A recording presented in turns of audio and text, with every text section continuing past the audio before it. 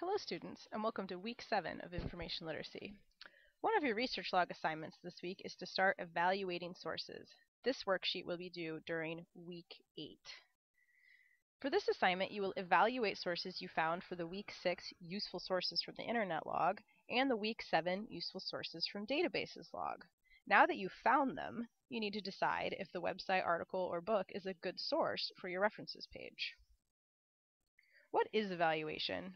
Evaluation is the process of figuring out if a source contains good information or bad information, and we evaluate because we want to make sure we have the best sources possible for our research.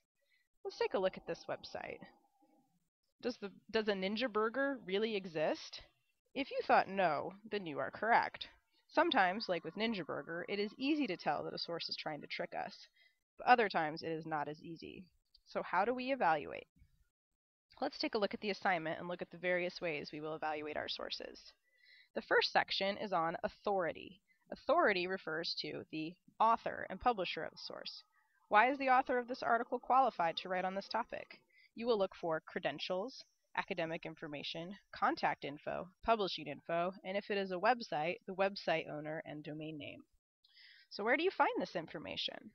Let's say your topic is cyberbullying and teenagers, and for the useful sources from databases worksheet, you found this article in one of our databases, Mirror Mirror on my Facebook wall. You will need to use the information you recorded in the week 6 and 7 research logs to find the article again, and clicking on the title will bring up more information. Here it lists 2 authors, Amy and Jeffrey, but who are they? There are several ways to find this information. I recommend starting by clicking on the full text of the document. When you open it, you see right away that one of them has a master's degree and the other has a PhD. These are their academic credentials. And sometimes there is more information at the very bottom. And sure enough, when we scroll down to the last page, here it gives Amy's contact information and the university she is associated with. You can also Google the authors, or if a school is listed, you can look up that person on the school's website. For an article in a database, the publishing information is also listed in the record. Oops. Here it is under source. This is the journal title.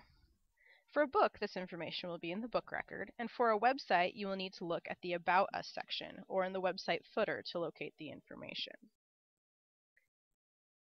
The next section is currency. This refers to how new the information is and what the publication date is. For an article, this will be right after the source. Right here, January, February 2011.